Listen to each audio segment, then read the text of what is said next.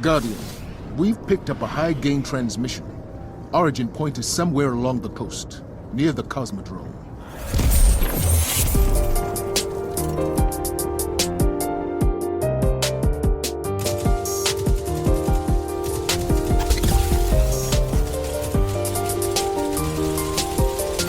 What is up, Guardians? This is Cosmodrome Radio, broadcasting all the way from Neo Muna. We are on vacation right now, hanging out, talking about Destiny 2 and all the great things with it. We're going to dive straight in because the light fall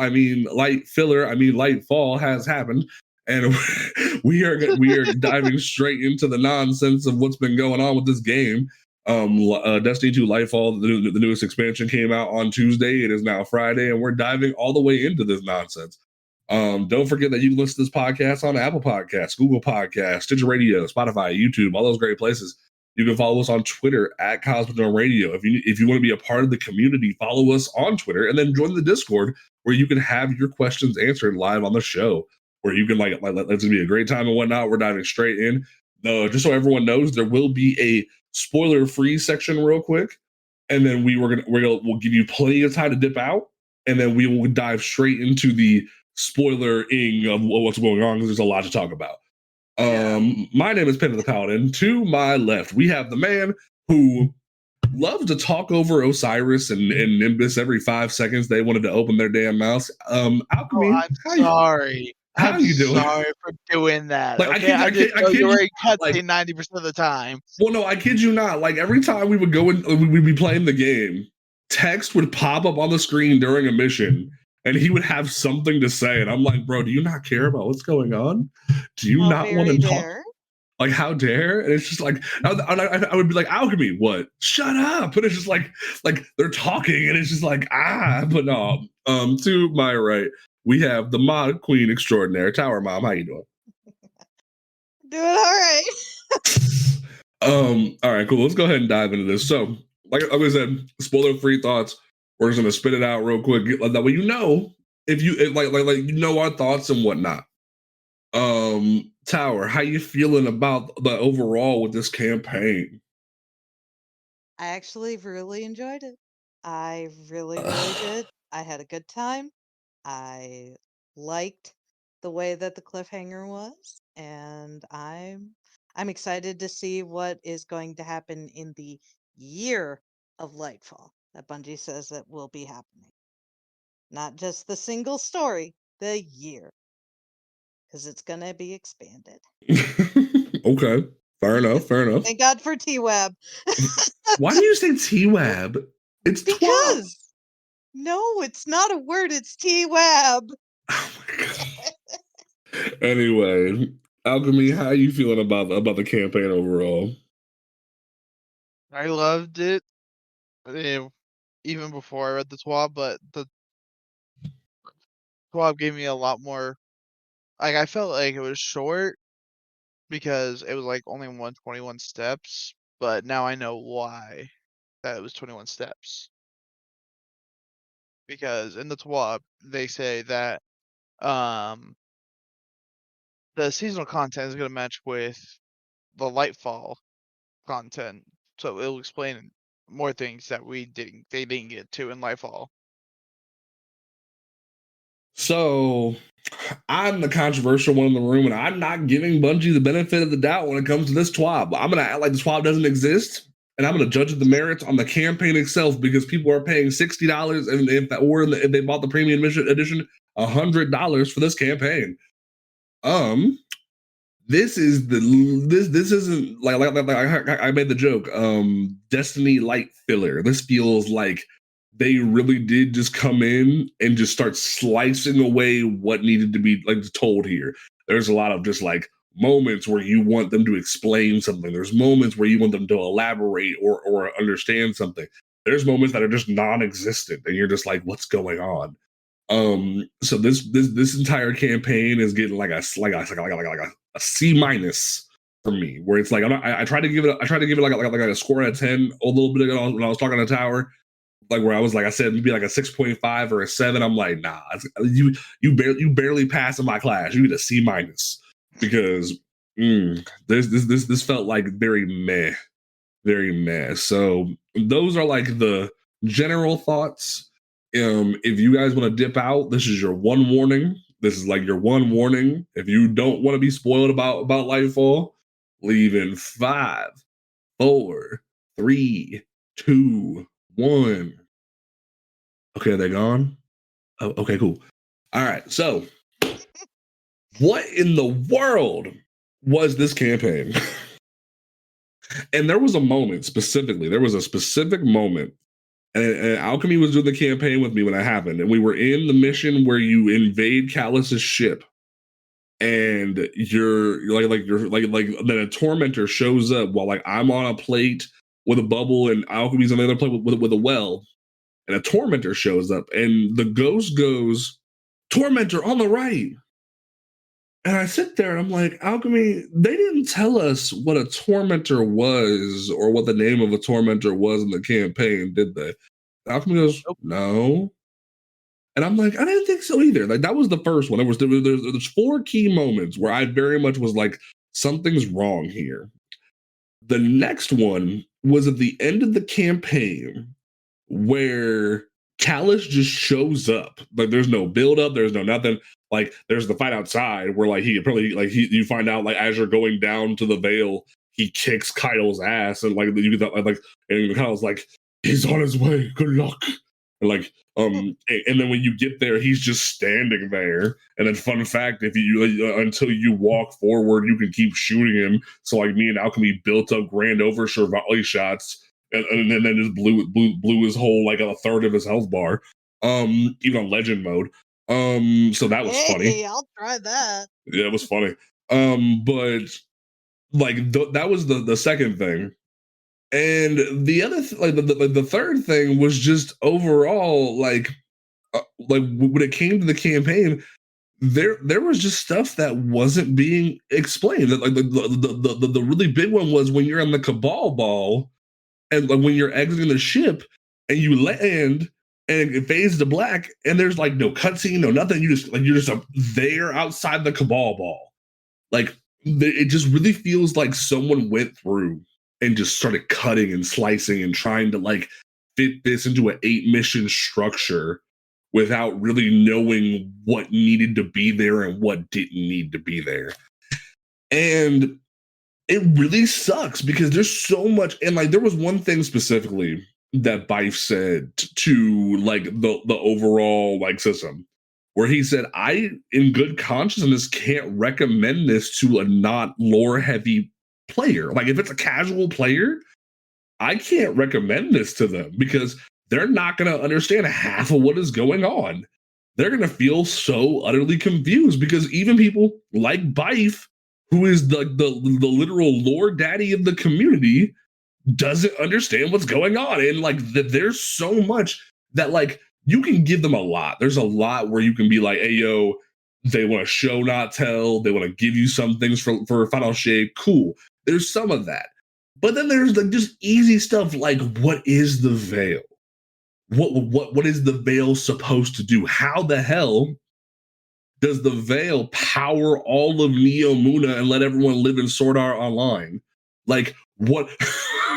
Like those things. There's certain things with this where you really feel like they just didn't elaborate and didn't give you basic information. Like, and it sucks. And they're like there's just a moment where Kaido just shows up and tries to square up against her dad and saves you from his ship, and you're like, hey Kaido, how'd you get here? I don't know.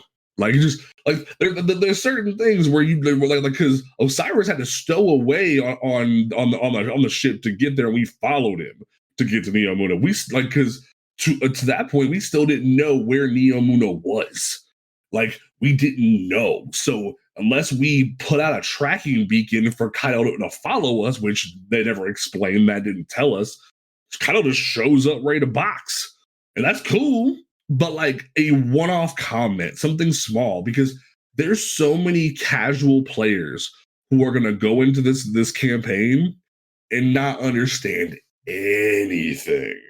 And it's going to suck. Like with Witch Queen and Beyond Light, they had a cohesive narrative from start to finish. that like other than the fact they froze Aramis and Beyond Light that paid off an expansion and a half later, you could just be done. You could just be done. It was a $60 expansion. Like it told you what it needed to tell you. It had a bit of a cliffhanger with the ziggurat and the darkness and whatnot, and you could wait till the next campaign. Witch Queen comes out, leaves you on a little bit of a cliffhanger with like the Traveler going back to Earth and Omaru getting away. Which, where the fuck is Omaru? We don't know what the fuck Omaru is. Yeah, he's still in buttfuck nowhere. Like the Traveler just He's still kidnapped him, and we don't know hidden where in he's at. Throne World. Well, no, apparently, like when we saw the clip, the Traveler took Umaru. Like he took him and left. So it's like there's certain things like that where it's like well, when it came to Witch Queen, they straight up were like, "Yo, this is cohesive. It's done. The story's here. It's a great package." And there's a little bit of a cliffhanger where we have to prepare for the second collapse incoming. Cool. Leads in the season of the Chosen, in the season of the Risen, leads in the next thing. Cool. But with this, there's so much just like non-existent. And I'm not even mad with the cliffhanger where it's like, oh, we lost. Damn right, we need to lose. We've been looking to get our asses kicked for a hot minute, but we didn't get like a Red War level threat where we're invaded, where we like lose everything. This is supposed to be where light falls and where we lose everything. Like no one understands what Lightfall means because like nothing happened. It's just like the Witness carved a hole in the Traveler, which there was something that like Nolan North as a news reporter said on Neo Muno where it's like this from like Einstein thing. But other than that, like no one knows what the heck just happened. And Zavala and Ikora are like, oh, the Traveler's gone. What does that mean? Yeah. What is that? That is something that I was that is definitely that specific point about Zavala and Ikora saying that the Traveler is gone. But that is one thing that really bugged me. Like, no, it's not gone. You may not feel its presence anymore, but it's still physically fucking there. Right. Yeah. It is still there. Don't tell me that it's gone because it's not. Like that definitely is a complaint that I have. Right. Personally, yes, I am a lore heavy person, so I understand the callbacks to the Veil as initially being one of the 4 races that we were supposed to meet in D1 that was scrapped. Yeah.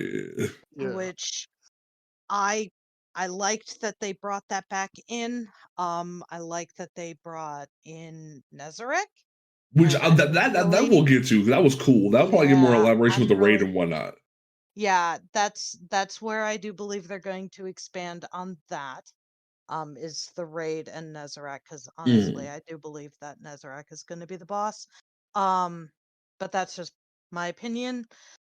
They're putting in way too much effort to bring Nezarec in to not have him be the raid boss, in my opinion. Right. But honestly, a lot of the stuff that's missing, I think they're doing it on purpose to expand. There was just so much stuff that they're trying to like wrap up and bring in to be able to prepare us for the final shape, that they have to do it. They have to break it up into like chapters. So you have the Lightfall chapter, you have the War on Earth chapter with Season of Defiance, then you're going to have Season of the Deep, and so on and so forth. That will build up, answer questions. These questions that are brought up in Lightfall are meant to be brought up, and then the rest, the seasonal content, I believe that's what's going to answer all of those questions. Because I can get behind some of that. I can get behind. Just have the Witness there though, because like, and just like not know anything about him, because we still don't know anything about it. Right, and like that, I feel like we're gonna get a lot of that in Season of the Deep too. Yeah, I think it's they said in the TWAB that it's going TWAB, but semantics aside, they said, and it really sucks that they felt that they had to say this, in my opinion, but they said that the questions will be answered as the Year of Light fall continues on. I feel like that's a cop out. I feel I don't want to like throw too much shade at Bungie, because up until now with Beyond Light and with Witch Queen and the seasons that were evolving with this, it felt like we were, like, especially with Season of the Seraph, we were rising to a point where stuff was going to pay off. Like, there's still pyramid ships in the atmosphere. To get our ass kicked because we were too fucking egotistical. We were too arrogant. We needed to get our asses kicked. Well, that's not even what I'm arguing. That's not what I'm even arguing, though. Like, I agree with you on that. I agree with you that we needed to lose this. But, like, the loss should have been, like, the towers destroyed, that we're out in the wilderness having to suffer. Like, the pyramid ships have invaded everywhere. Like, we should have been, like, at ground zero, like, because there was that moment during Red War where we lost our powers. Yeah. Like Lightfall could have been, okay, cool, all you have is Stasis and Strand, because, like, Stasis wasn't enough to fight the Witness. Yeah. You need to find and discover Strand. And that would have been cool. But that's a fair assessment. Yeah, like, so much of the campaign is focused on Strand that they can barely tell the damn story. Like, they're very much trying to throw in Strand, which there's even rumors that, in thought processes, that Strand was supposed to be with Witch Queen, but they had to move it to here because they needed to fix all the other light subclasses. And that's kind of evident if we're being really honest with ourselves. But in terms of what we have now, like, there's basic things like, you go into Kalos' ship, everyone's like, you need to get to the Veil. What's the Veil? We need to get to the Veil. Like, if you there's a really good comparison that Dado made, where he said, if this is Infinity War and Final Shape is Endgame, it feels like Osiris is telling us to find the Infinity Stones, but he won't tell us what the Infinity Stones are. Like, that's the best perspective I've heard of this, where it's like, there's so much exposition that should be told, because let's be real. You, me, Alchemy, we read the lore books. We know that, like, we follow life. We know what's going on. But casuals, they need something. Like, there's so much, like when you first see the Veil and the ghost is like, feels familiar. Why?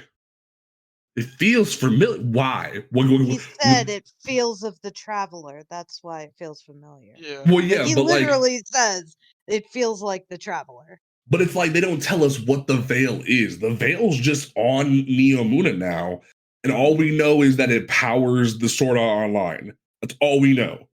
And it's like, that's frustrating, because that shouldn't be something you leave for the season after this or what have you. Especially when this is like $60. People have to save up for this. Like, this is something that people will, like, have to, like, spend a paycheck on to invest in this game. Like, if this was the thing is that you don't just buy the campaign. That's $60. Some people do that. Some people like some people just bought Witch Queen, and Witch Queen was a full package. I doubt. I don't feel like it was a full package myself. I honestly did not like the Witch Queen story, but that's a controversial take. Okay. Yeah, we might have to dive into that. I didn't like it. It's not my favorite expansion. Okay. Honestly, I liked Curse of Osiris more than I liked Witch Queen. Wow, that's a hot take. Wow. Okay. I like where this is going. This is some deep comment. But yeah. The thing that got me with Witch Queen was the seasons. Well, and that's cool. It really feels like, especially when Bungie knows what's going on and with whatnot. And there was one thing someone said, I forget who said it, but like, there's like, if they want to use the excuse that like the Lightfall and Final Shape got split up because of the pandemic, cool, that's fine. But it still needs to be a complete package. Like, especially because Beyond Light, if you cut off Season of the Hunt, other than the cliffhanger of Aramis being frozen and the darkness trying to commune with us, and they want to do more communions because of what they told us in Shadowkeep, that there's like it's a complete package. You get stasis, you fight a villain, it's done. But like there's barely anything with Callus other than the fact that like he like finally got his true form. He's like he's resentful of the fact that he has to serve the witness. Like those scenes were powerful. Like that one where he like where he They yells also like were. oh god at Where me. the witness yells at him. Yeah, Yeah. that was a pretty Like I wanted Yeah. more Alice of shit that. his gigantic metal diaper, and I loved it. I Yeah. was here for it. Yeah. It was hot. Like I loved that scene. But like especially if I could go back and like take an eraser and fix parts of the final mission, it would straight like instead of seeing Callus's big ass head for the 1,000th time, it should have been Callus comes down literally in form and just lays waste to Kaido's forces and us and is like, this is the power, the true power of the witness. This is what this dude can do. Yeah. And I he could get like behind that. and like he throws down. And when Kaido steps up, she whoops his ass for a good minute, and then he pulls up and drags her down to the freaking veil as we're running and running, trying to get there before him. And then when he crashes into the room, it could be like a multi-level battle. Like I'll be straight up. The I legend, could get behind that. like the legendary version of the campaign should have been hard. It's supposed to scale up with the more people you have in the room. Alchemy and I literally dropped the banner. If you don't walk forward towards Callus, you can shoot him endlessly and he's just immune. But because of how Grand Overture acts, you can shoot immune bullets and stack up volley rockets. We stepped forward and took out a third of his health bar. Like and then when he goes into his cleaver form, the strand was so busted, we kept just like suspending him and beating his ass. Like, because it feels like they built Callus's boss fight without Strand in mind, and you kind of just sit there and beat him to a pulp, and it's over. Like, there's no like multi-battle thing. There's no like multiple floors into deeper into Neomuna's core, like throwing you through skyscrapers. Nothing like that. It's just done, and it's like it really feels like that could have been a strike. Like if Bungie ever repurposed Callus's boss fight for a strike, I'd believe it because it really felt very short and very to the point, and it feels like there's just a lot missing here. Now, granted, it wasn't very satisfying if I only put Callus in the I've got to ground. disagree Yes. with you on that. Okay. Because the two of you guys are, like basically PvE gods. Y'all know what you're doing. Someone like me on normal, I died so many times to that fat fuck. I had to quit and get a friend of mine to come in and join me and help. So that's a good So perspective to have. Okay, cool. I hear you. it's not as easy as you think. If you don't really know what you're doing or you don't have the best weapons and you're just trying to get through the campaign and trying to, just get through it and get your shit leveled up and you are using what you're getting as a very, very casual, maybe even a new light player, you know, you're getting these weapons from Nimbus or from the chests or whatever. You're getting shit rolls on armor that's just meant to power you up, but you don't know what you're doing, so you put that armor on. Now, granted, I'm not the base new light player, so Mhm.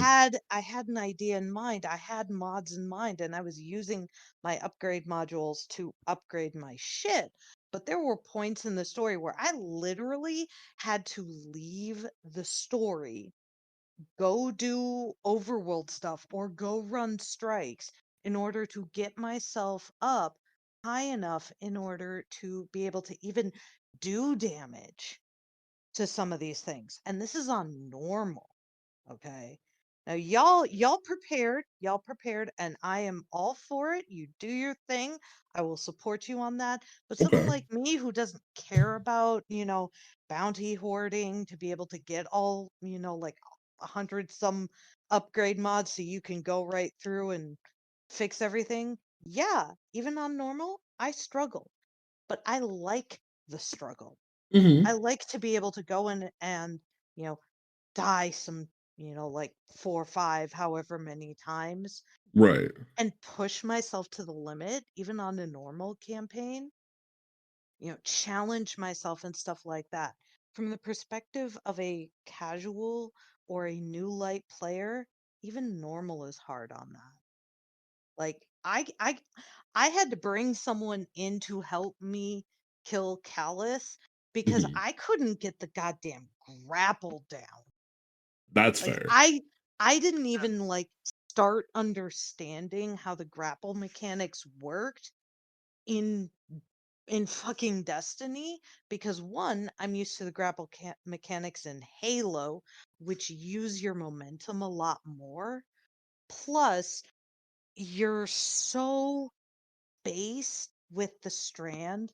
There's no fragments, no aspects. You have nothing Yeah. except for what they give you. Yeah, we're gonna get to that. That's a big criticism I and have too. Yeah. and you're Yeah. stuck. That's all that you have to work with.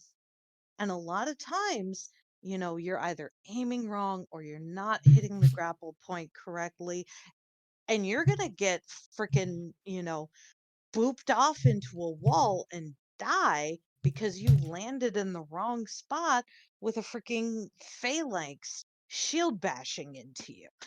you Can know, I give That you that can I, is me 90% of the time. yeah, that's no, me Alchemy all has a the really time. love-hate relationship with phalanxes. But can I give you like a little bit of info that Bungie didn't really explain really well? Mm, So like, and this was something that we had to tell one of our clanmates, Dava, where as you're going through the Legend campaign specifically, they give you everything. Like in terms of like upgrade modules, in terms of upgrade material. Like by the time you finish the Legend campaign, like, and this is minus bounty prep, this is minus anything.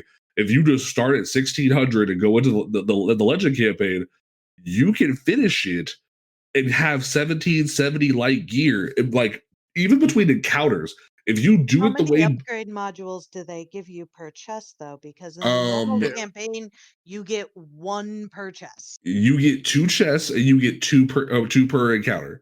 So at the very least, as you're going through, because I remember when Witch Queen came out.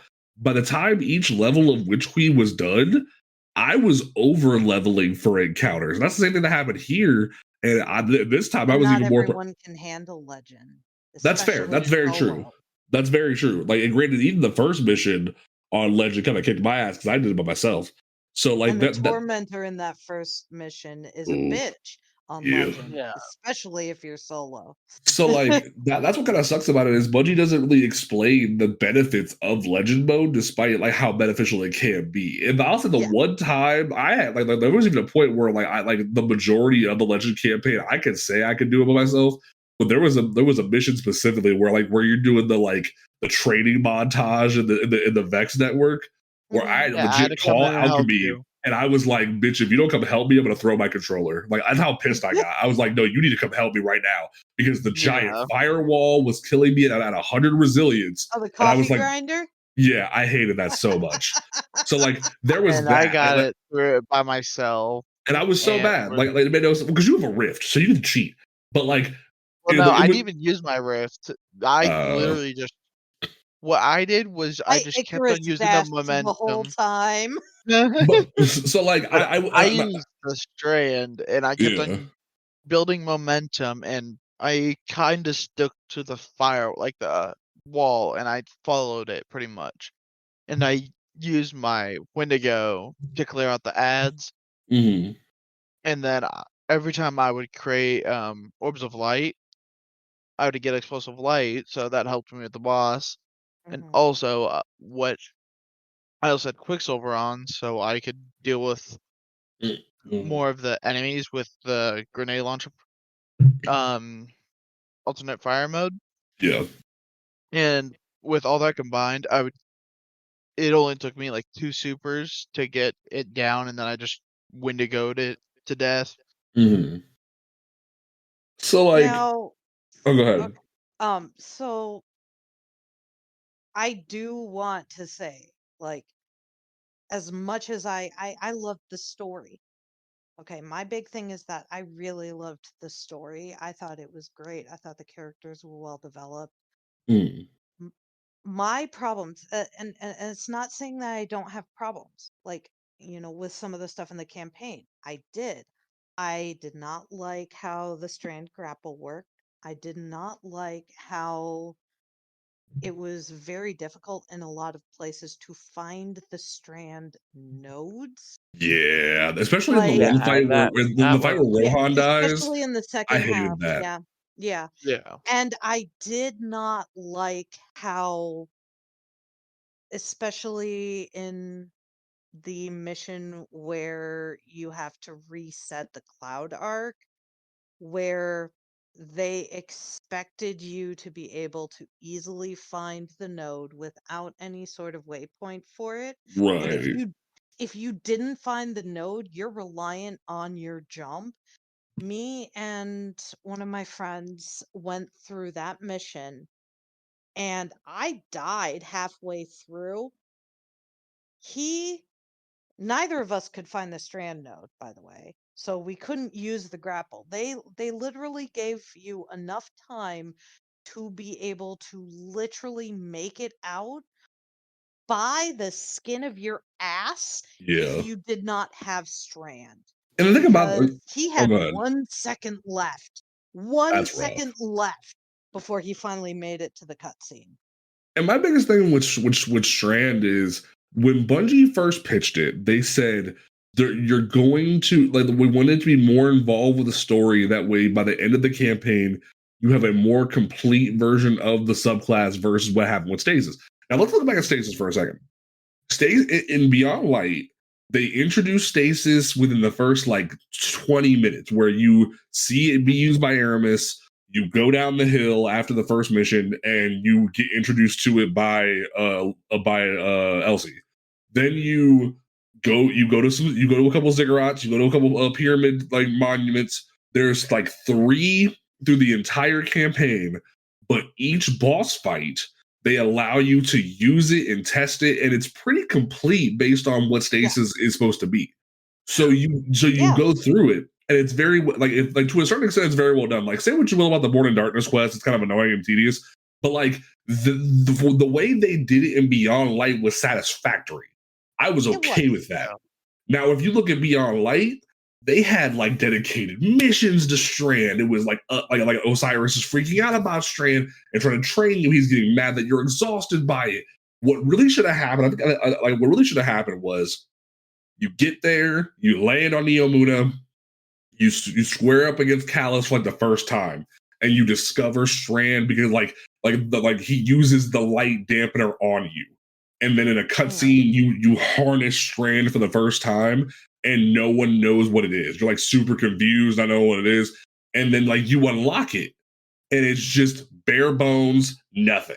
Then, as you're going through the campaign, you unlock an aspect, you unlock a fragment, you're going through. And then at the end of the campaign, it's similar to like Void 3.0, where like you're going into the day one raid where there's like 3 or 4 fragments you don't have because they don't want you to have all of it for the raid drops.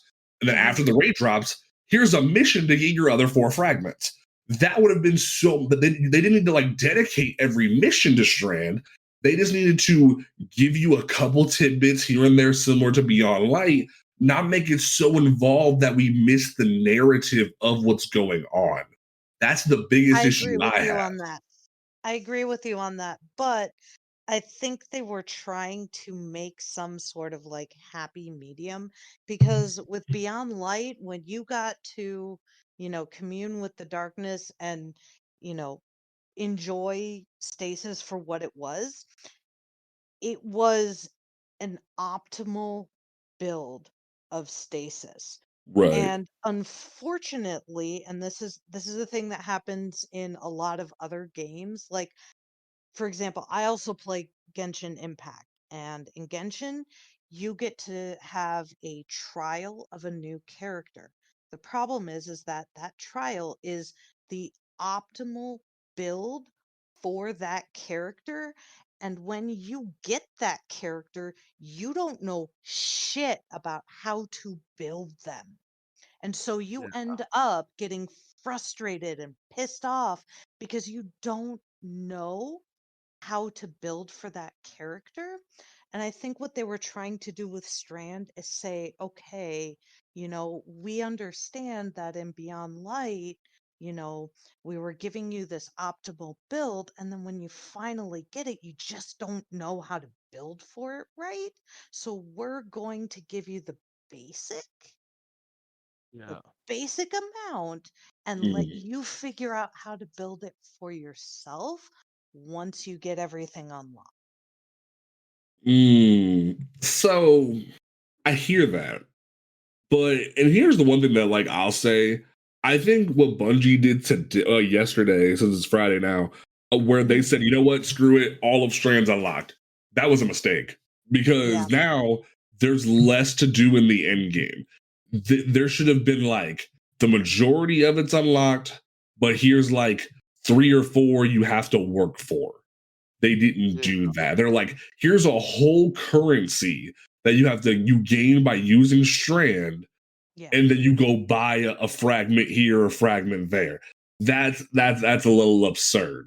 It needed to Yeah, I be agree with you on that. I it agree with needed you on that. yeah, like it really needed to be like by the end of Lightfall, you have the majority of it unlocked. After day one raid, here's a mission like how they did Lament, where it's Yeah. like once it's up, like once the you fight like the boss and everyone's won, here's a mission to get your other fragments.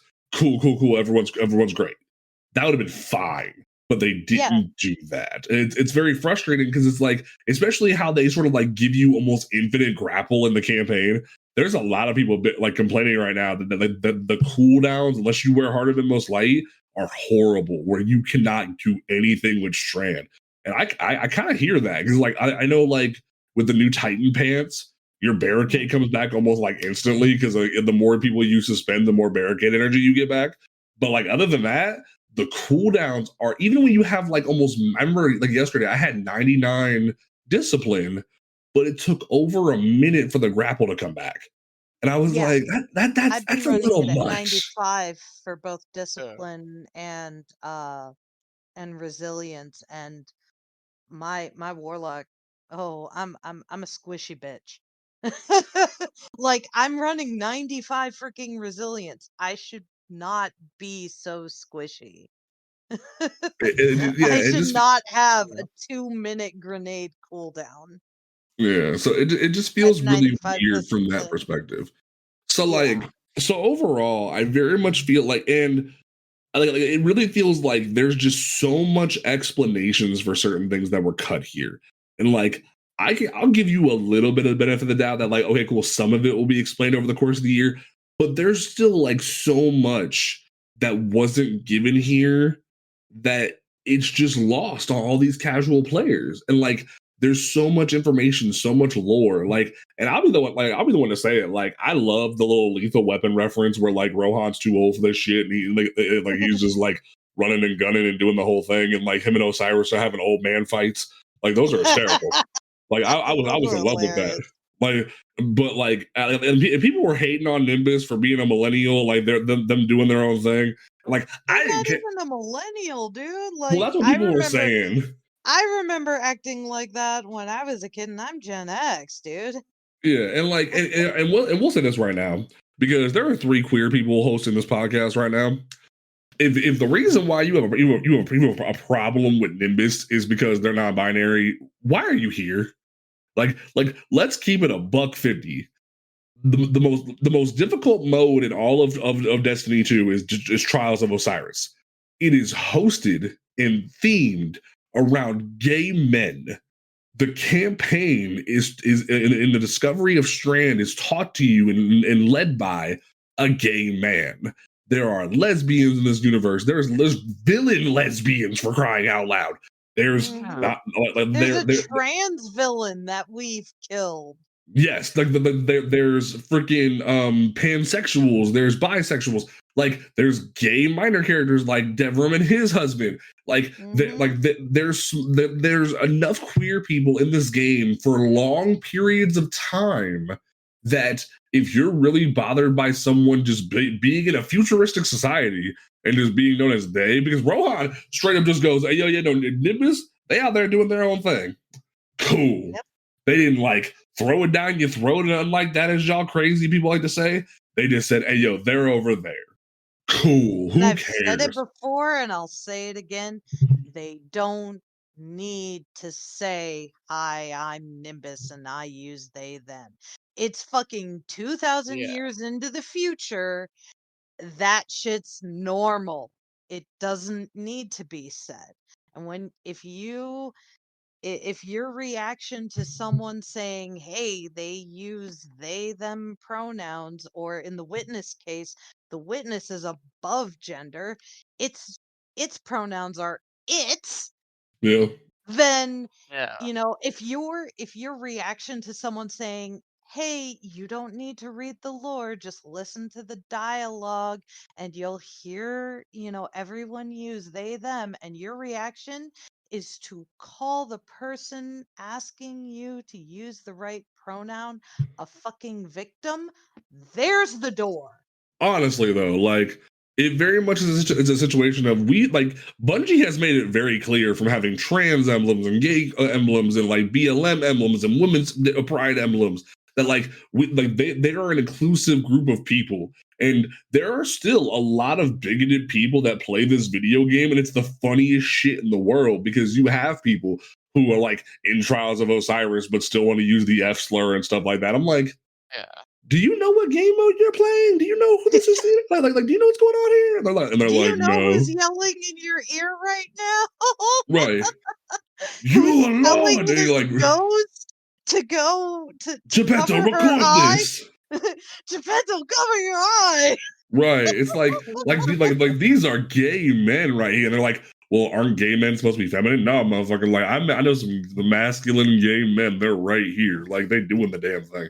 So like, Mhm. and when people say stuff like that, it just drives me nuts. So like, if Oh, you yeah. so if you have a criticism about like the way they did Nimbus's humor, that's a valid criticism. I just don't agree with that. I can give a shit. I'm like, whatever. Nimbus is doing their thing, having a good time. Cool, whatever. Who cares? But like, that was like, I will give some people the argument that Bungie kind of just assumed a lot of people knew the archetype of like the lethal weapon, like Danny Glover. I'm getting too old for this shit. Like that, like they kind of assumed you knew that archetype and just figured you would embrace Nimbus in Rohan. Mhm. To the people who are saying that like Rohan and Nimbus aren't well designed in terms of like their aesthetic, shut up. They look fine. Who To the cares? people I who are honestly think bitching they look about cool. oh, They go look ahead, dope as Alfred. shit. But they're Yeah. augmented. They're supposed to look futuristic and metallic and whatnot. Yeah. Yep. Like Because Alfred, what were you gonna literally, say? if you read what Quickstorm Silver is, it's basically nanobots, and yeah, that's what the majority of their skin is made of. Is the Mhm. city's nanobots? yeah. So like when people are like, there was like legit people saying that like they didn't like the way they look. And I'm like, bro, There's shut one up. other thing for me Go that's ahead. really been pissing me off is people saying that they don't like Nimbus's voice and the different filters and auto tunes. It's like, look up at Zembo's fucking neck and tell me that they will speak like us. Just tell me Yeah. that you expect them to speak like us when their neck is literally destroyed with nanomachines. They're Well, and not not going to only talk like a regular person. not only that, and like Rohan sounded like something more like a normal person. I kind of took it He as also like had it as well, though. yeah, but like I kind of took it like similarly to Apex Legends with Bloodhound, where like they intentionally wanted to sound like outside the realm of gender. Yeah, That's what I kind of took it as, and I was like, cool, whatever, who cares? I like the musicality of the auto tuning, to be quite honest. It makes, to me, it makes them feel less binary. You know what I'm saying? Because they have a very masculine body, a very feminine face, Yeah. and with the mix of the tuning of the voice actor's voice and the auto tune and the filters in it, it makes them sound more of a range of gender rather than a single, oh yeah, Yeah. this person is, like in my case, I'm I'm an AFAB NB, okay? Hmm. I I use she they pronouns. I sound very feminine because my entire life I've trained my voice to sound more feminine. Hmm. So you look at me and you hear my voice and you go, "Oh yeah, this person presents as feminine, but I'm non-binary." If I had a deeper voice like Nimbus, then you could really tell that I'm not feminine, you know? Sure, I look feminine, but I don't sound it. With Hmm. Nimbus, it makes that non-binariness very more evident that they don't sound masculine, they don't sound feminine, they sound more of a range. And I Right. like that. I I very much like dug how it. I dig it a lot. Yeah, it was dope. I thought that was dope. So like if you have a problem with that, I'm very much like why are you here at this point? Like that Bungie's made it very clear what their intention is with this universe. And like if y'all ain't down with it, y'all there's other games y'all can play at this point. I'm sorry. But no, like I'm very much I stick by my statement. I'm very much in a C minus range because there's a lot here that just isn't explained. There's like never an explanation of what a tormentor is, how the ghost figured out what a tormentor is. um there's just a giant triangle hole in the traveler and no one knows what the frick's going on. Zavala and Ikora think the traveler is damn near dead, and it's like, okay, like I'm not even mad that we lost. I'm not mad that the ghost went up there and connected to the veil, whatever the hell it is. I'm fine with that. I want to know what the veil is. Like Right. it seemed like there was a lot of memes going like, what is the veil? We went in with more questions than than answers and Yeah. stuff like that. It's Mhm. just it feels as if we're sitting here and Bife made the joke of when he is known as the lore daddy of the community and even he doesn't know what's going on, something's wrong.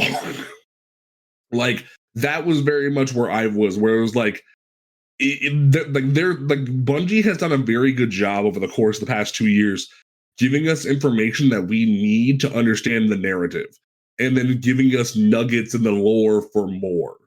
And like straight up, what they like, one of my favorite strikes, the new like Vex strike, is one of my favorite strikes they've ever designed because even just from the aesthetic, the Hydra fight, like that was great. I was down with that. Hell, that was a better fight than fighting freaking Korea.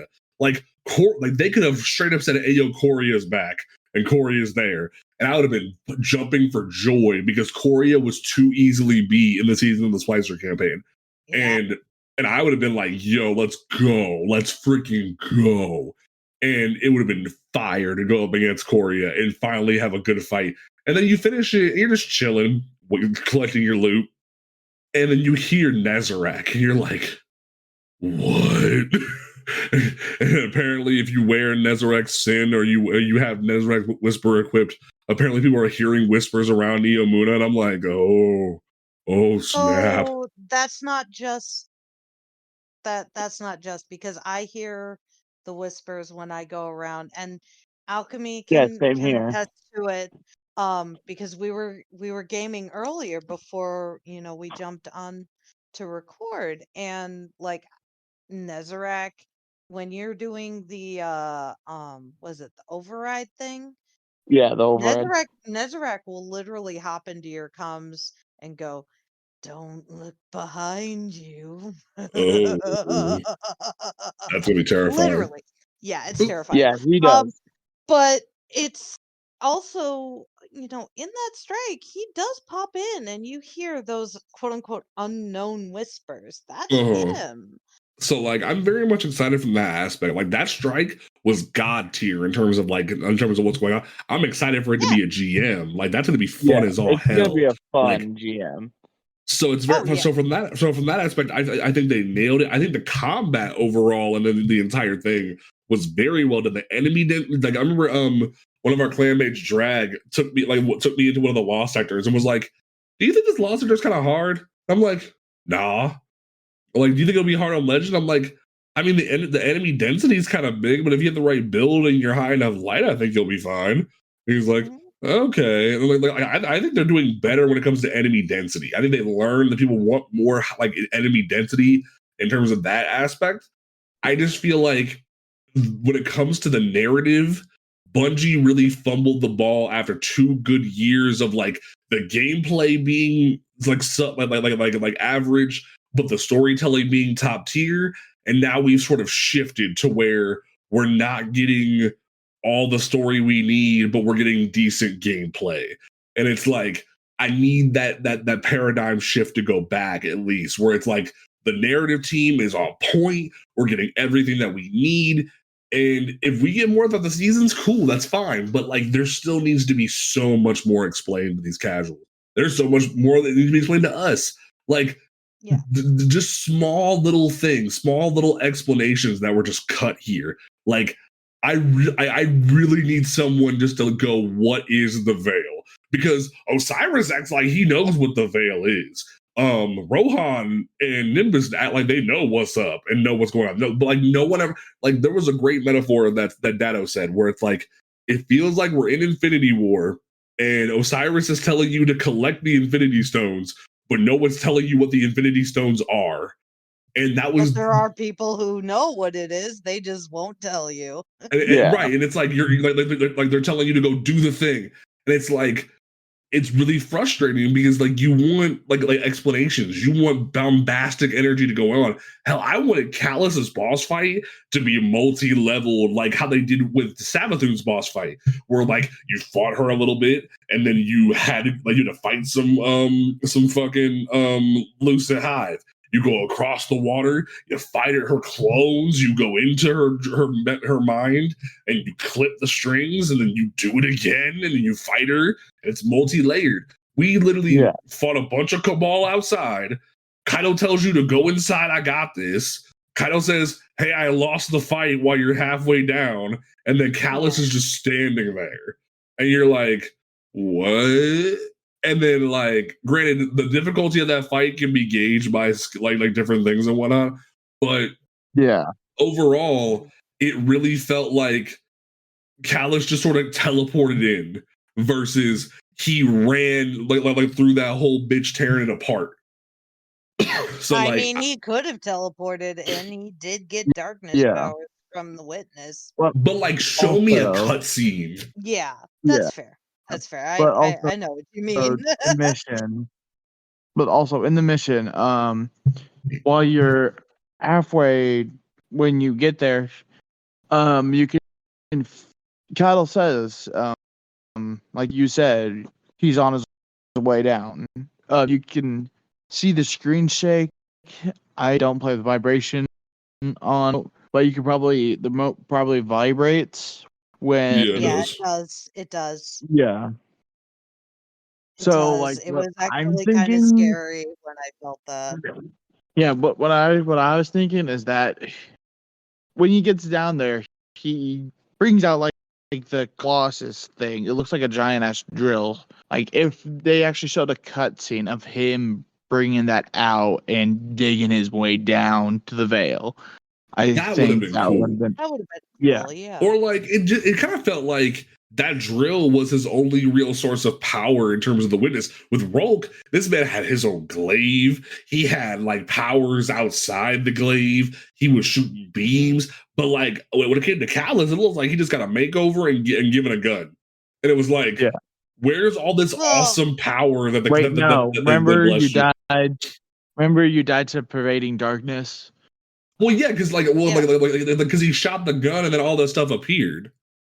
So like I'm really feeling like that when it came to Callus, they needed to give him more. They needed to give him more energy, more fight. Like they still kept using the stupid Leviathan head projection.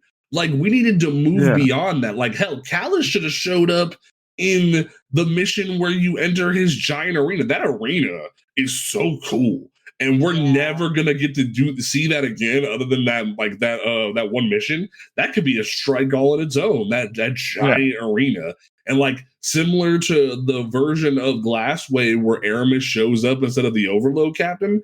That could have been Callus's entrance, where Callus shows up and shoots you with some darkness, some parading darkness, and makes his big entrance known and whatnot. That would have been dope. But it's like we're just reusing the same Leviathan head.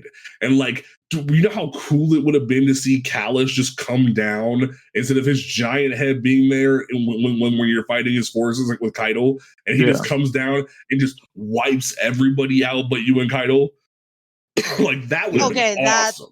That would have been really epic to see. I won't. And honestly, they did Keitel fucking dirty and not giving a cutscene when she said her face line. Yeah, we eat the mountains, we drink the seas. I'm like, bro, this should have been her moment where she squares up against Callus and whoops his ass, and then he goes psych and just knocks her to the ground. Like that would have been awesome. Yeah, there was that one point in the montage where they did show Keitel speaking with her forces. I would have preferred to have that dialogue where she was talking about, drinking or eating the mountains and drinking the seas. I would have preferred to have that moment, that dialogue in the montage in that moment. I was expecting that line when they showed her in the montage, and they didn't do it. They did it earlier in the campaign, and it was just like, but that doesn't fit. Doesn't feel right. It doesn't hit here. right. Put it here. Right. Or like it really feels like there's just stuff missing and lack of opportunity seized. Like that's why I'm giving this a C-. Like it feels like there's so much you could have done and you just didn't do it. Like there's people that are mad about the cliffhanger. I don't give a fuck about the cliffhanger. Like we needed to lose. This was supposed to be the Infinity War where Final Shape is our end game. Like this was supposed to, but it doesn't feel like we really lost, because at the end of the day, we still go back to the tower and Guardian games is in a month. Like we're still gonna celebrate and do the damn thing. We're like nothing's changed. Like we should have been like we should have lost the tower, been left on the farm, and like anything we do with Shaxx in terms of Crucible stuff, or anything we do with Gambit should be only simulations. And like we get dialogue saying these are only simulations, Guardian. We're not going to these locations because they're gone. Like that should have been what we heard. But it doesn't feel like that. This should have been like Independence Day levels, Welcome to Earth, Will Smith type shit, and we didn't get that. And it's very frustrating. And to the people who are like defending Bungie and saying the people who are giving these critiques are out of line, this isn't like season of Plunder where everyone was just bitching to bitch. Like they needed to shut up during that. That was too much. People were just burnt out on the seasonal model and just were not being understanding. They were just not down with the storytelling and being really rude. That was out of line. Here, Bungie fumbled the ball. Like this is very like we're down with Strand. We enjoy the combat density. We enjoy some of the stuff that's going on. But narratively, Bungie fumbled the ball, and it's very obvious. I still have to disagree. Well, I agree with you on some points, like with, certain cutscenes and, the possibilities of things being, more epic than they were. Narratively, I still have to disagree. I'd still give overall, I'd give it an 8.5 out of 10. Combat, I'd give it maybe a 6. Okay. Narrative, I'd give it, 7.5.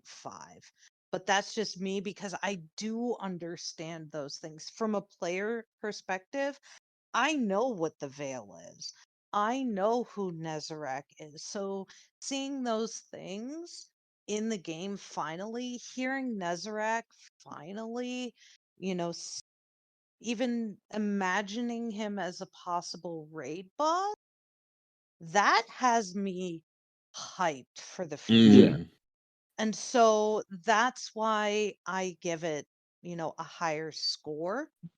And especially in the narrative, because again, yeah, our guardian isn't supposed to know what those things are. And Yeah. that's where I think the narrative hits on the point is we're feeling this, people are feeling this frustration of not having answers because that's the whole point. Our guardian isn't supposed to know these things. Yeah. But I like, see it. I see it, and personally, me as the player, I love it. I'm hyped.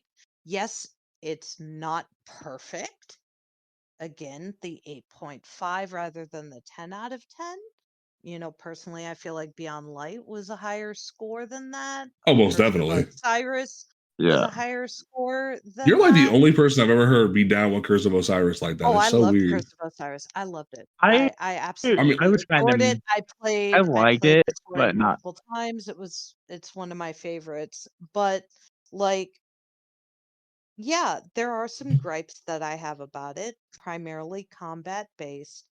But I feel like I understand where Bungie is trying to go with this. Mm. Now, granted, I don't have insider any of that kind of stuff, so I can't say, "Oh, yes, Bungie is definitely doing this or whatever." I'm going by what they've released, but I feel like they hit that frustration of, or they hit that point of this is the frustration that your guardian is supposed to Yeah. feel. This is the point that we're trying to make. We want you to finally feel like you are your guardian. Your guardian is going to have questions and they will be answered. Just keep But just doing it. not now. Just not now. Just keep doing what you're doing. We will answer it and it's okay for you to feel frustrated. Or as That's how Dory I would say, just keep just keep swimming, just keep swimming. swimming. See, like, and I hear you. I really do. I after hearing your perspective, I feel like some of what Bungie is doing makes sense, but there's just still so much just like basic storytelling narrative. Like I've studied storytelling. I've studied Mhm. like when it comes to it, and there's just basic I'm a writer. I stuff. get you. Yeah, like there's just basic fundamentals that just felt like they fumbled, and they had to prioritize Strand, so they cut explanations, they cut certain things, and Mhm. that's more like Panda, if it was what may I intervene? I did just get the notification from the Bungie Twitter that all fragments are now unlocked now. yeah we mentioned Yeah. that. Yeah, we're good. Yeah. Well, they finally did Oh, they finally released the notify patch us. for it. Okay, cool. Yeah, That's Yeah, they fine. like finally 36 Okay. released minutes the patch ago. Cool. Okay, so like, but beyond that, like, there's just like, because I'm okay with the end cutscene where straight up the traveler just cuts a hole in the traveler and just disappears. That's a cliffhanger and information that we don't need that we'll discover in a season or two. That's fine. But like certain things that just are not explained, like yes, we know from a lore perspective and stuff that was cut that the Veil was an original race, but in terms of like basic like understanding of like how does it power Neomuna? What is it made out of? What is it like? What connection does it have to the traveler? Things like that like Osiris and Rohan apparently know that like isn't told and like to the Guardian at all. Like those things, like those small little things that need to be a part of this narrative are just gone. Like I'm down for a little bit of confusion. I'm down for us to lose. I'm down for like because if it'd have been real funny if Nimbus wouldn't have grabbed Ghost and we had to make that tough call to shoot our own ghost. And that would have been the light fall where we lose everything. That would have been awesome. But like, oh yeah, I was expecting us to have to shoot him. right, like those kind of cliffhangers and missing questions, I'm okay with. But there's just basic fundamentals that are missing where I feel like Bungie fumbled. And that's where I'm hard stuck, where it's like, I hear you on like the ending and things like that, but and like we'll probably learn a lot of lore in the raid and stuff like that. But there's people in terms of casuals that still haven't even like looked in terms of the lore inside of Vow of the Disciple. And but they still got a complete narrative from Witch Queen and a complete, and like there's people who didn't go into Deepstone but still got a complete narrative from Beyond Light. Like those type of things. You still have a complete narrative in those campaigns versus here where there's just basic explanations missing. Like in like a perfect example. Like there's like in terms of how, like say in terms of Beyond Light, they never explain, like you never see any of these little pyramids hanging around, that you never see the ziggurat. It's just Aramis has the darkness. How? Aramis has the darkness. Like she's using it on you, and you can't use it. You don't know how to get to it. Like Elsie doesn't know what's going on. Like that's what it feels like.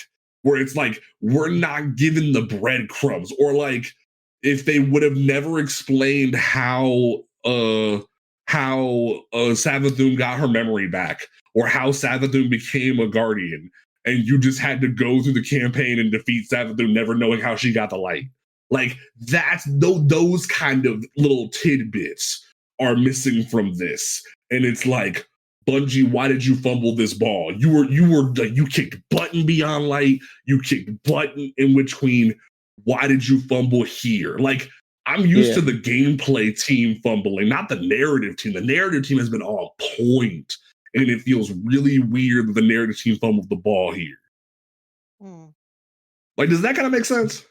Yeah, no, I can definitely see your points there. Okay, cool. So like that's kind of where I'm at. Alchemy, do you have anything else to add? Because I want to like you over here being silent a lot. I'll make sure you get your lick here.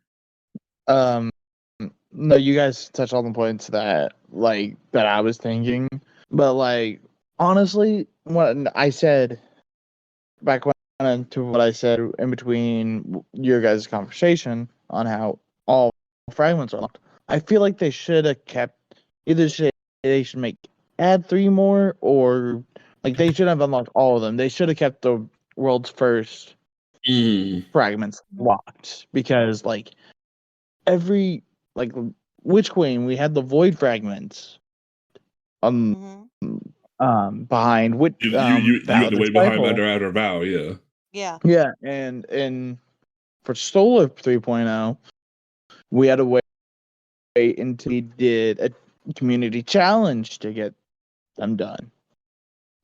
Like we needed to do something to earn those, but now like I just feel they just like kind of gave up and said, "Here, have all of it." Yeah. It feels really weird.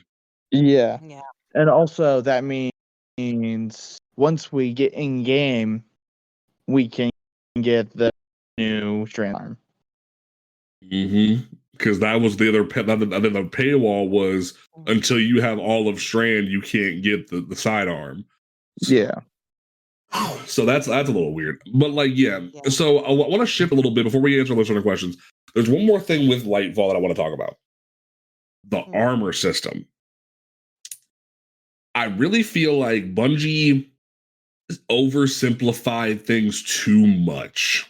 Yeah. And we posted a meme about it on the Twitter where like someone posted Powerful Friends the mod and said, "Look what they massacred my boy," like from Godfather. And that was the biggest way that we could express what happened with the armor system. Because rather than put in tutorials on how the mods work and how they work with different builds and teach people how to build craft, that way it isn't just on the hands of the YouTubers and the content creators, Bungie just said, screw it, we're going to combine it all into one system, cut out like half the stuff that makes the build crafting fun, and here you go. And it feels really weird. Like that, like it feels like because they spent all of the Beyond Light era coming up with all these new mods for elemental wells and creating elemental wells and making them a fundamental, to the point that they nerfed a lot of Charge with Light mods, and they nerfed how to generate orbs of power by taking it away from masterwork weapons and trying to say, hey, we want to minimize how orbs of power are created, just to then go, hey, here's a brand new armor system. It's fully operated around generating orbs of power. Yeah. And I'm like, did we just take like 50 steps backward to take 2 steps forward? Like what's happening here? Yeah. So as someone who's only just recently learned how to build craft, like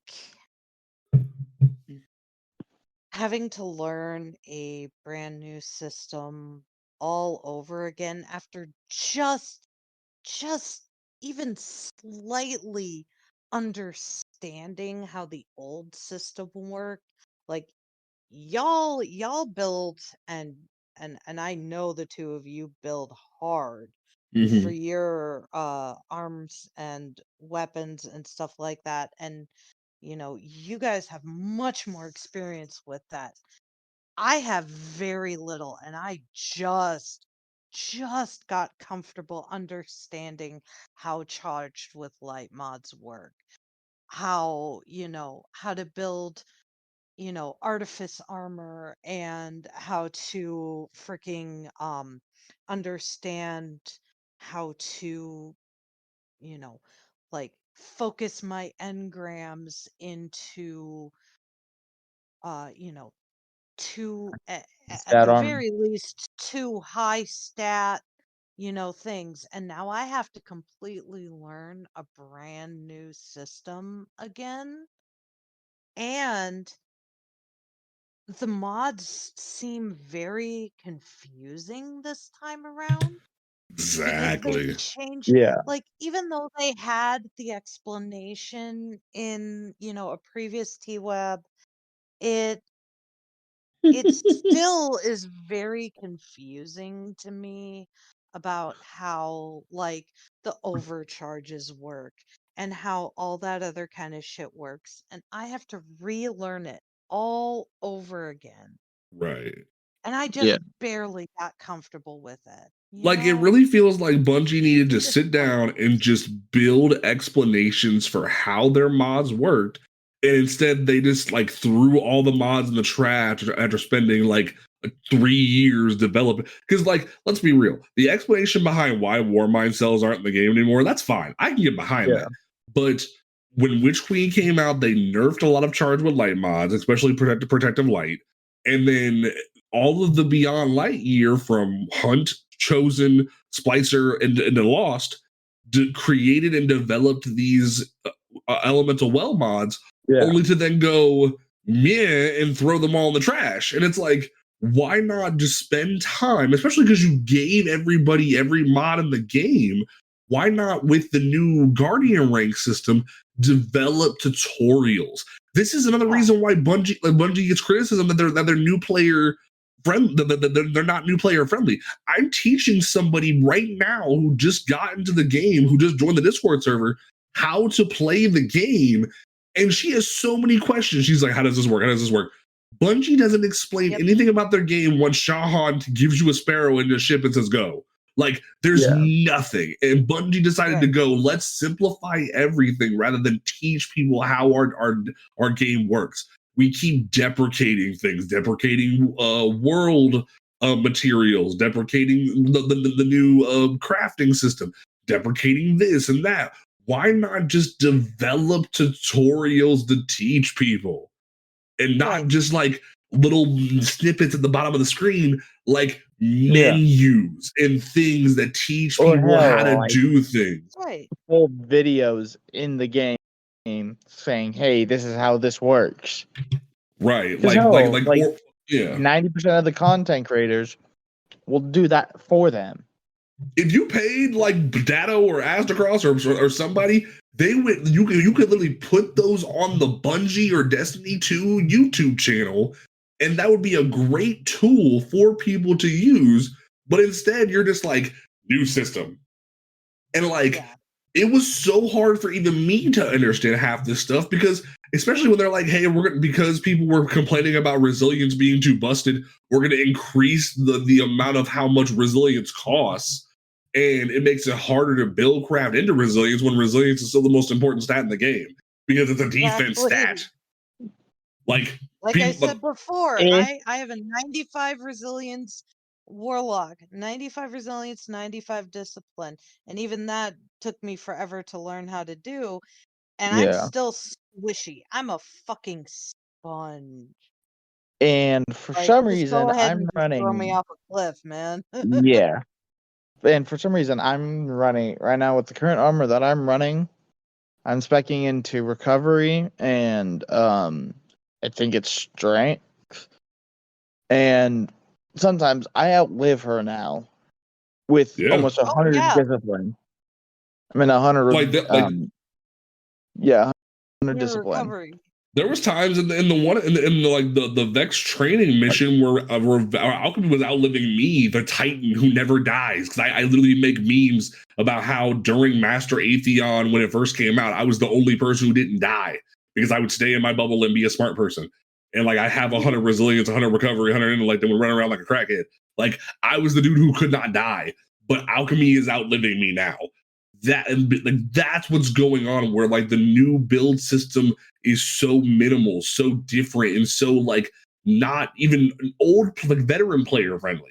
It's barely even veteran player friendly, and it's like why did you do this when you could have just level out the charge with light mods, that way they're on the same level as elemental well mods. That's one of my biggest criticisms is rather than like lowering protective light to the same like skill like level as well tenacity, they pushed protective light into the ground and said, hey guys, use well of tenacity. And like Bungie tried so hard for everyone to lean into elemental well builds by nerfing how orbs of power were generated, by nerfing protective light, like going to such lengths, and then they're like, it's all gone, and it's like, why? Yeah, it's so weird. So that's my little bitch about that for a second. But we're gonna go ahead and answer a couple listener questions real quick. We didn't get a ton, but we're gonna still answer them real quick and make sure everyone who wanted to have a question can answer real quick. Alchemy, you're being ignored for your question because you're on the show. So Punk asked, what? May I still say it though? Because it is a pretty interesting question though.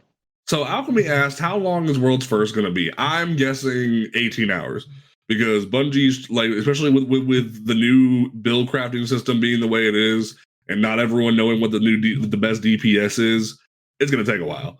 So I'm guessing 14 to 18 hours. But you see, I'm thinking it's going to be more like when Last Wish was launched, where it took them like almost the whole entire, like hell, I think them extending contest mode is going to be like saying, hey, we have made this content, like we either they're going to add more encounters or like they're just going to make it like they have to understand certain mechanics to a T to get past the encounter, because World's First Last Wish I think took over like 40 hours. Damn. Yeah, because didn't they have a lot of struggles figuring out how to do the eyes? Yeah, that's what I thought. That's why we never do eyes. We clip toenails.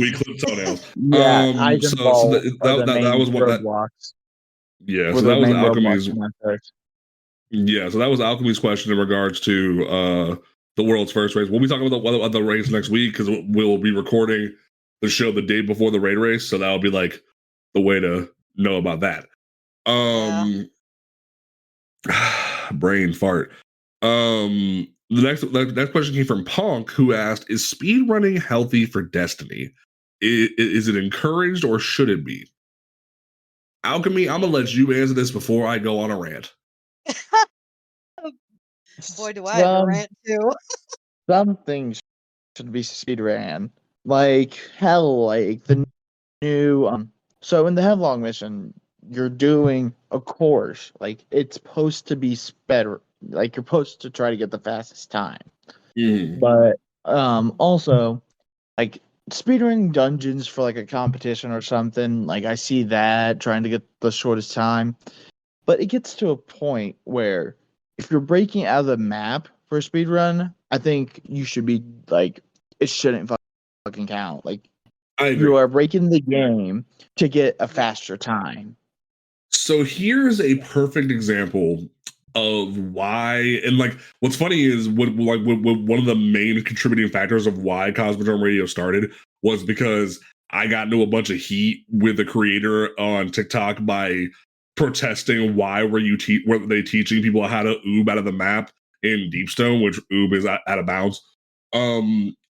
Here's the hot take that no one wants to hear. Bungie doesn't want you to go outside the map. Just because they give up when it comes to things like Last Wish or Deepstone and older content doesn't mean they want you to do it. Case in point. Goddamn right.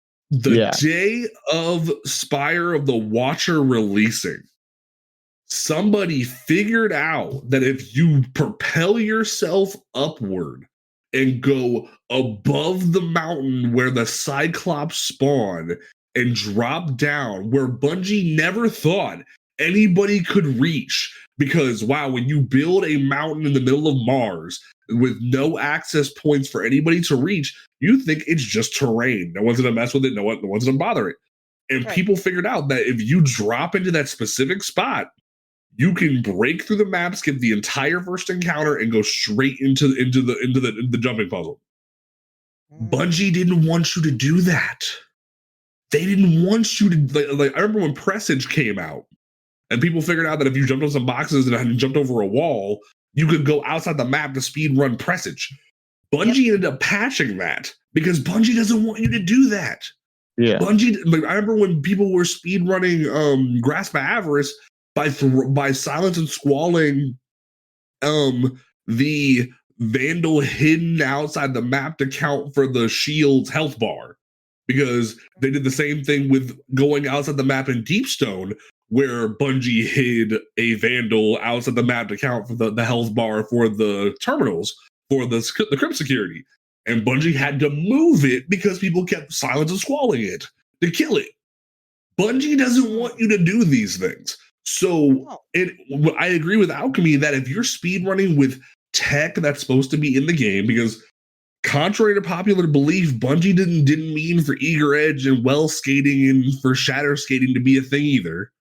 So if you're using tech that Bungie actually gave you in the game, like regular eager edge, like sparrows, because sparrows are meant to do, or like Worldline, which Worldline got nerfed, but like that's a whole other topic.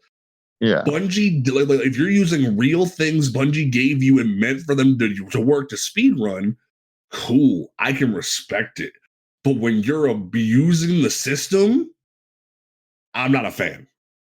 There's nothing I can do about it, but I'm not a fan. That's how I feel.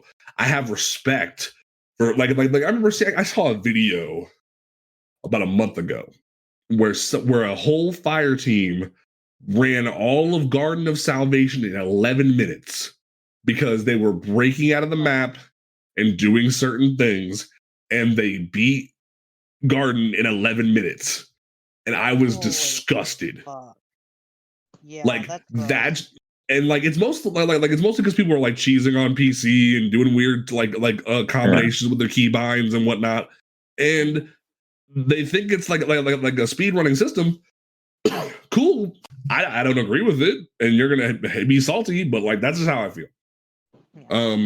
I personally have a perspective of, because I don't do a lot of raids. I don't do a lot of like high-end game content like you guys do. But I see speedrunners from like, just a general strike perspective or, things like that. I can't stand when someone goes in and just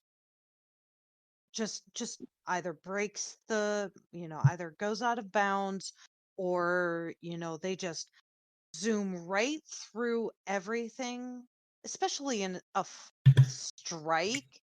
You've got weekly bounties and stuff like that to do. Let me kill my freaking enemies and do my bounties. Now, this is something that I've spoken with some of my other friends that I like have been gaming with for a while, and we've always thought that, you know, strikes should have a solo queue mode Yes. where Honestly. a separate mode where if you want to go in with your fire team or you want to go in solo and just see how fast you can go through it and not Almost like have a to worry nightfall. about not have to worry about matchmaking, but you just want to, do it, by yourself and see how quickly you can do it. They should have that outside of the nightfalls. Like just Yeah. a basic level strike where you can just solo mode it. Like if you're going to go do a 1v1 in PvP, you can pull up the map and just chill in the map. Something like that, but for strikes. Because, a lot of us, especially the casual players or the new lights, they need to go in and they have bounties Yeah. and quests that they have to do Yeah. in order to finish the new light quests, where if somebody is, getting take Devil's Lair, for example, if somebody is going in and breaking out of the game and going straight to Sepix, in like 10 seconds or, a minute or whatever, they're not going to be able to get those bounties done. That Yeah. quest is not going to Yeah. count for them because they can't get the kills they need. Or if somebody just wants to chill and just take their time and get kills for Banshee or, whatever in those strikes, we should be able to do that in the matchmaking playlist. No problem. And if you want to go break outside of the game and find your out of bounds areas, go into a solo, you know, Yeah. stay out of the This is what matchmaking. they need to do.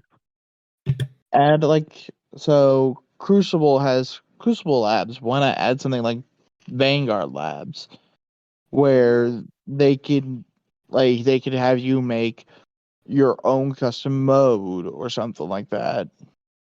Like, unless Yeah. it's And it's just you. specifically a time trial, there's no reason, in my opinion, to speedrun, Yeah. stuff that's simple like strikes. Like, Well, sure, and there was like, the Nightmare Hunts time trials. Those were fun, and you had to get in, get your kills, get that nightmare down as quick as you possibly could.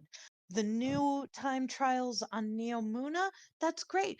That is specifically meant to be well, and sped like, here's through. the thing. Here's why speedrunning in like ubing and whatnot became a thing.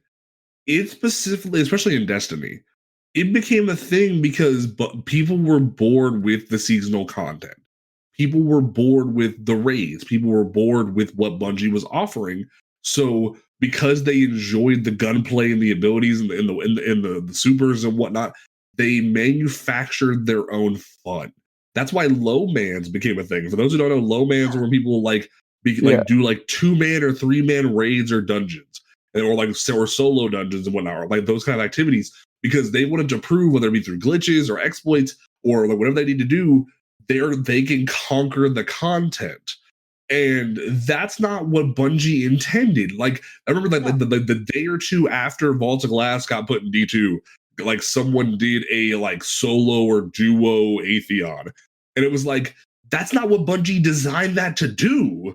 You're Right. Yeah. manufacturing your own fun because you're bored. If you're bored, Bungie has said they're not going to be upset if you go play something else. That doesn't Yeah. mean manufacture your own FUD. Which if you're like cool with that community, cool. Like this is just my critique, my criticism. Like you didn't have to manufacture your own FUD. Now, like there was recently, Evan F. posted that he did a solo dungeon run race where like a bunch of people had to like race through all like 5 dungeons. That's cool because like there was almost no umming allowed if you did like any skips like in Duality. If you did curtain skip where you climbed the curtain with a sword, you got a time penalty. Like that's cool where you're penalized for trying to do skips and you had to show that you're competent enough to complete the content. That's manufacturing your own content, but within the walls and the confines of what Bungie designed the game to do. That's what I think is more compelling content. Absolutely agreed. Absolutely. So like that's Now, our granted, little rant on that. Yeah, granted, I know there are speedrunning communities out there, and that's great. That's wonderful for you. If you wanna go speedrun with, your fellow speedrunning community members, fire team up and go speedrun that shit. But stay out of the general pool, the general matchmaking pool, please. For the love of God, I need my bounties. All right, so that's our little rant in terms of the speedrunning. Princess Panda asked in the Discord, which class would you guys choose if you had to choose only one, and why, and what benefits would you prefer from one, like be done with it? So I actually have a class. Subclass. Oh, that's a class. I thought it's a subclass. So if I had, how about that? If I, in a perfect world, I really want Titans to just get a full redux when it comes to their exotics. And this kind of goes back to the rant that I had this past week on TikTok, where Bungie just kind of slid into the patch notes and said, "Hey guys, we're nerfing Heart of Inmost Light," and thankfully, Heart of Inmost Light hasn't been nerfed that bad. But we talked about this previously, where Bungie doesn't understand how to raise up rather than pull down when it comes to things. Because Heart of Inmost Light didn't receive any nerfs or buffs. It had just been elevated by the reworks of all the subclasses and the different ability reworks and whatnot. That's why Heart of Inmost Light became the main tool, but they didn't compensate by raising up different exotics. They didn't fit. They didn't do something with Hallowfire Heart. They didn't do anything with Insurmountable Skull Fort. They didn't do anything with Doomthing Pauldrons. They didn't do anything with Cannon Brace when Cannon Brace just came out. Like, they didn't do anything with Second Chance. Like, there's so many different things that need to be, the Ashen Wake. There's so many things that need to be overhauled when it comes to Titans specifically, that when I made my video complaining about Heart of Inmost Light being nerfed, people were like, oh, like cry about it, Titans are overpowered. No, Titans are not overpowered. The reason why you think Titans are overpowered, and I'm going to be the one to say it, you think Titans are overpowered because you saw GXR Clyde make a bonk Titan build. When in reality, and I'm going to say it right now, Clyde, bonk Titan is you exploiting game mechanic. Because when you really sit down and look at how the Titan, Solar Titan works, it is a horrible subclass. You are milking one melee to make the rest of the subclass look decent. You're combining Synthoceps in one melee. If they took Bonk Hammer out of the game, you would have nothing. You would have nothing with Solar as a subclass, because they removed tempered metal. They removed the damage buff because they were scared about Laura Lee activating the damage buff. They nerfed sunspots. Like, they nerfed healing with sunspots overall. And like, while they do offer a lot of healing from a certain perspective, they do allow ability regen. Solar is nothing. Like, even as a super, Solar is nothing but killing miners in strikes. So when I see like Clyde complaining or like saying on TikTok that, oh, this is what Chads need to run. No, this goes back to the fact that overall Titans in terms of exotics have nothing right now. Like the new pants, the new strand pants are like the coolest thing we've gotten in a long time because Cannon Brace sucked, Second Chance sucked. Like they had to take fucking Precious Scars back outside and old yeller it and then rebuild it from scratch to make it be decent. Like it's been a hot minute before, like since we've gotten a good exotic, and like even with Lauralee, it was only good because it was broken because of the fact that like the restoration that was overpowered. Like that's what happened. Yeah. But when you look across the board, Arc suffers greatly because Fists of Havoc, even with the new 20% of God, is still trash. Fists of Havoc will never be good until they allow it to do damage in endgame PvE. Thunder Crash has been nerfed like a couple of times and is only good when you have Curus of the Falling Star. Void is only good because it's the only really good subclass for endgame PvE because of both Bubble and Banner Shield when you wear Ursa's. But even then, Ursa Furiosa got nerfed because they made it only give you half the super back.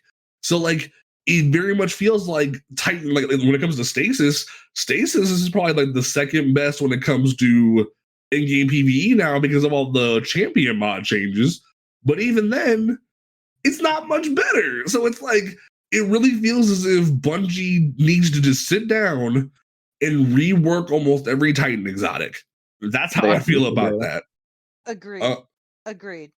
Having played Titan for, the past, year, like when I got Lauralee finally, I was expecting much more than what I got because I had seen all the videos, I had seen my friends, and I was really disappointed in the restoration. Now, granted, it did allow me to solo flawless normal Seraph Shield, but I was expecting to be able to go into the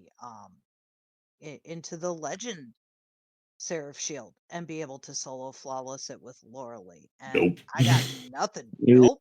Nope. I could barely make it past the spacewalk on every single try, even with Lauralee's restoration and freaking bonk hammer and all those freaking sunspots. Like it never worked for me, and I was so disappointed. And like I could do something challenging for once. Right. And like I very much want to make it clear. I'm not attacking Clyde or trying to like disrespect him or anything like that. I'm saying his take is not hot. His take is very much like something that is like not good for the community because it's not allowing people to see the real problem when it comes to the subclass issue and the Titans overall. That's what I'm saying. And like I've said in videos previously that Clyde has an open invitation to come on the show and defend his perspective because I respect him as a raider. But like other than that, I very much am of the belief that his hot take when it comes to Synthoceps and Bonk Hammer is whack. And like that's just cut and dry. In terms of the class situation for both of y'all Warlocks, how do y'all feel in terms of Warlocks when it comes to the game right now? I would like to see we're done with Solar. Yeah, same. I feel like the only viable Solar build specifically for Warlocks right now is Nades Starfire Protocol. I personally feel like the only one is Nades for Days. Especially in like, lower end PvE content. Higher end I usually run, well, so I don't have and like much. I'm tired of being the only Warlock in my fire team and be like, oh, you're gonna be well, bitch. Like now, can I add a caveat to that? More. Can I add a caveat to that? That doesn't mean either of these two is advocating for well to be nerfed. That means the rest of the subclasses need to be elevated alongside of well.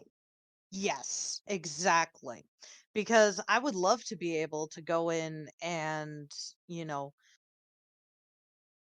blink lock, freaking void blink lock. I would love to be able to learn how to do that. I've tried it. I was not impressed.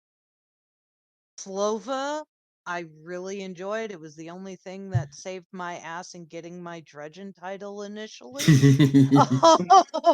Because that bitch tracks and she tracks up Chaos Reach, which made me very happy. But I think they could do more, especially with, like you said, in the Titans, the exotics. I think the problem is that, like you said, they build down rather than building Build up. up. Yeah, because like as content gets more difficult, as they change the way things work, as the power creep gets higher and higher and higher, things shouldn't be nerfed. They should be buffed in order to work Yeah. with that power, in order to work with the new, or in order to be able to compete with the new subclasses like Strand Yeah. and Stasis. Because for a long time, um, I have friends who play, lots of friends who play PvP, and so I'll watch them on their streams and what have you. And for a long time, stasis lock was the only viable way to play PvP, You right? especially when it first came out. And instead of saying, okay, well, we'll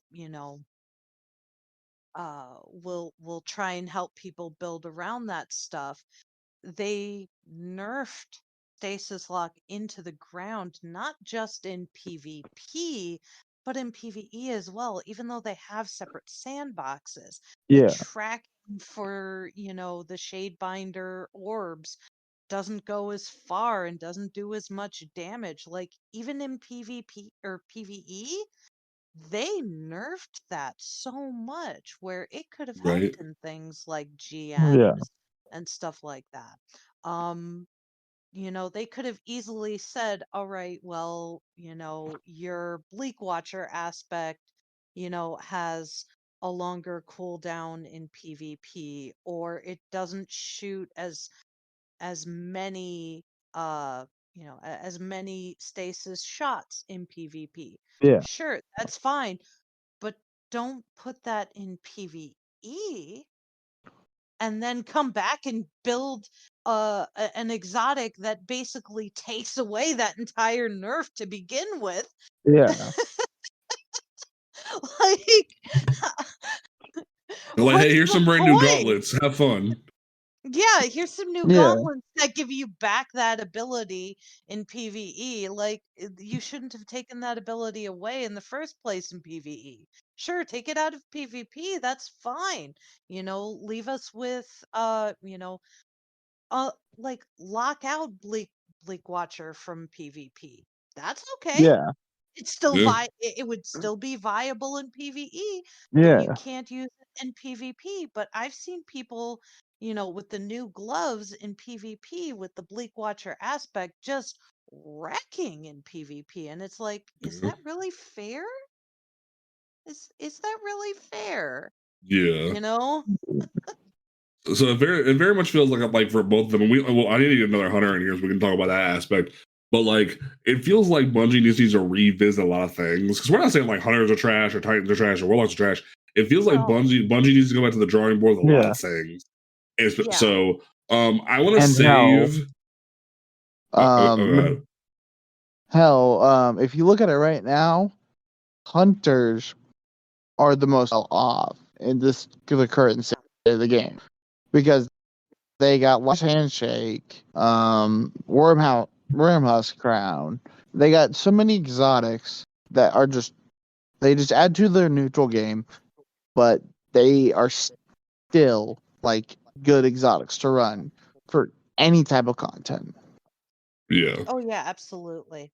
Agreed. So I want to touch on Hafer and Varger's question in terms of bounty hoarding next week, and because it also touches on the raid next week as well, and also we're gonna we are gonna wrap up. Don't forget, folks, that you can listen to this podcast on Apple Podcasts, Google Podcasts, Spotify, YouTube, all those great places.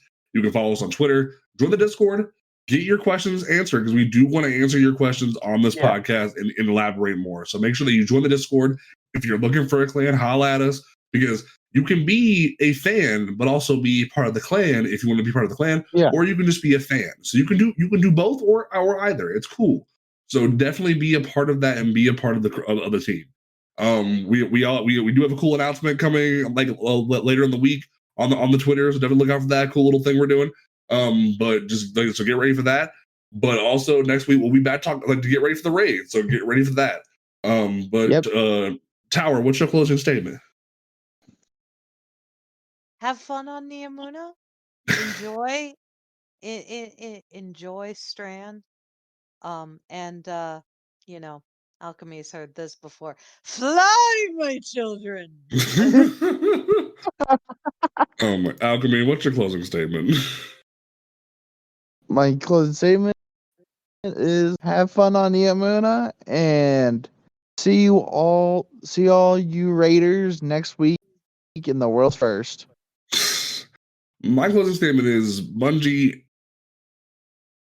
It hurts my heart that you fumbled the ball, but I'm not losing hope. And I really want you to know that. I have a lot of respect for what you guys have done the past 2 years.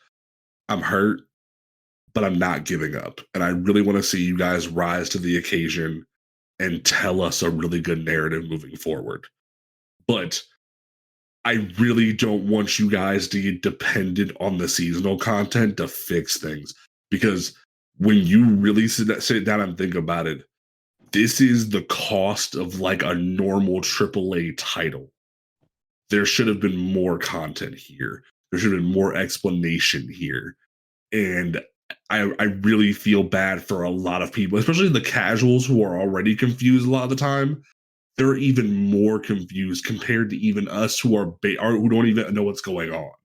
So while I'm sad you fumbled, I know you have the capability to pick up the ball and run with it. So we will catch you folks Starside. We will see you next week. Peace out. In the root of nightmare.